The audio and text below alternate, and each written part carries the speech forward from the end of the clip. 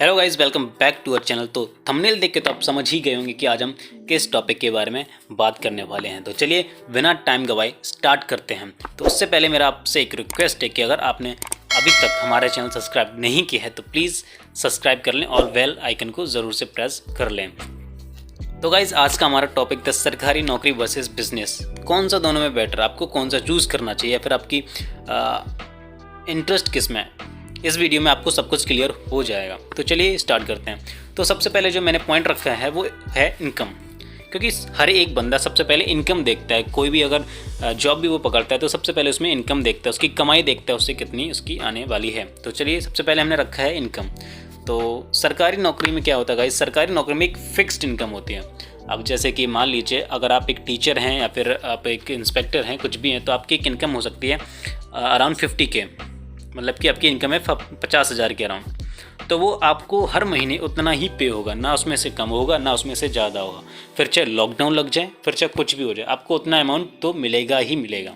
50,000 तो आपको पे होगा ही होगा। तो ये होगी सरकारी नौकरी की इनकम। इसकी इनकम फिक्स्ड होती है और वेरी करेगी, तो हर एक ईयर में वेरी करती है, जो कि आपकी प्लस ही होगी, डिक्रीज़ नहीं होगी इसमें से।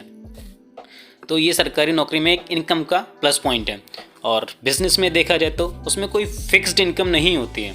जिस तरह से आप मेहनत करेंगे आपकी इनकम उस तरह से वेरी करेगी या फिर कम हो जाएगी। देखिए जैसे कि आपका कोई बिज़नेस है तो एक मंथ में ज़रूरी है उस बिज़नेस से 50,000 भी आ सकते हैं, 20,000 भी आ सकते हैं और 10,000 भी आ सकते हैं। आपका हो तो 1 लाख भी आ जाए, 2 लाख भी आ जाए, 3 लाख भी आ जाए, उसकी कोई फिक्स्ड इनकम नहीं है। तो ये होगी बिज़नेस की इनकम। अब जो मैंने सेकेंड पॉइंट रखा है वो है टाइम पीरियड। सरकारी नौकरी जो होती है वो एक फिक्स्ड टाइम पीरियड के लिए होती है। जैसे कि आपको उसमें 60 ईयर्स के बाद, मतलब कि जब आपकी एज 60 ईयर्स हो जाएगी, आप 60 ईयर के ओल्ड हो जाएंगे, तो आपको उसमें से रिटायरमेंट मिल जाएगी, उस जॉब से आपको हटा दिया जाएगा। देन आपको कुछ ना कुछ अपने जीवन यापन के लिए कुछ ना कुछ दूसरा स्टार्ट तो करना ही पड़ेगा। और इसी जगह बिजनेस में देखा जाए तो इसमें कोई रिटायरमेंट पीरियड नहीं होता है, इसमें कोई आपको रिटायरमेंट नहीं मिलेगी। तो ये यहाँ पे प्लस पॉइंट हो जाता है बिजनेसमैन के लिए, क्योंकि वहाँ पे कोई रिटायरमेंट नहीं है। जो उसकी इनकम पहले आ रही थी उससे डबल होके ही आएगी या फिर ज़्यादा ही आएगी, उसकी इनकम तो 100% आएगी ही आएगी। तो यहाँ पे हमें प्लस पॉइंट मिलता है बिजनेस में। तो थर्ड पॉइंट हमारा जो है वो है कंपटीशन।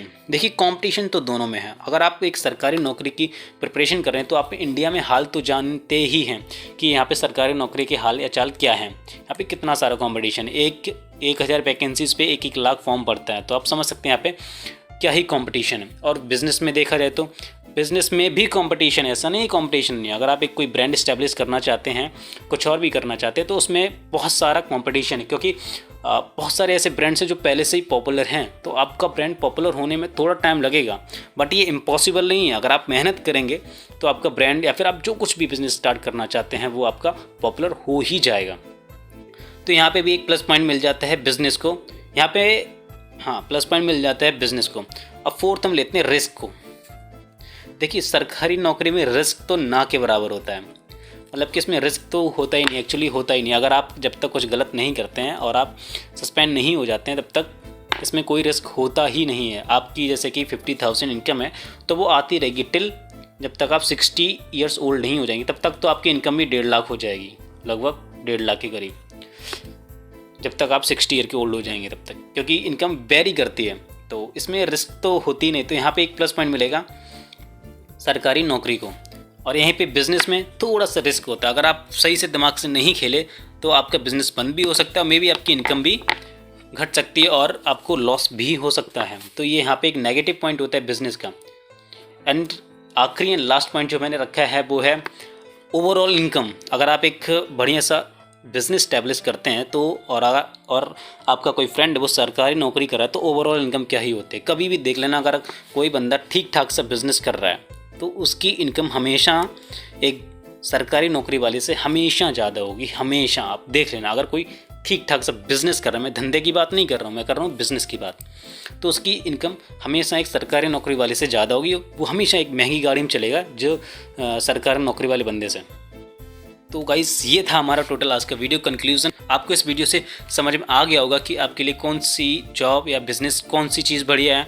आपको इसमें से पता चल गया कि आप किस तरह के हैं, आपको इनकम ज़्यादा चाहिए या फिर आपको सुकून चाहिए या फिर आपको रिस्क नहीं लेना है। ये सब कुछ आपको समझ में आ गया होगा। मैंने सब कुछ इस वीडियो में डिस्कस कर लिया। अगर आपको अभी भी कोई डाउट है तो हमें प्लीज़ इंस्टाग्राम पे फॉलो करके वहाँ पे मैसेज कीजिए, हम आपको 100% रिप्लाई देंगे। तो चलिए गाइस, मिलते हैं नेक्स्ट वीडियो में। तब तक के लिए जय हिंद, जय हिंदुस्तान।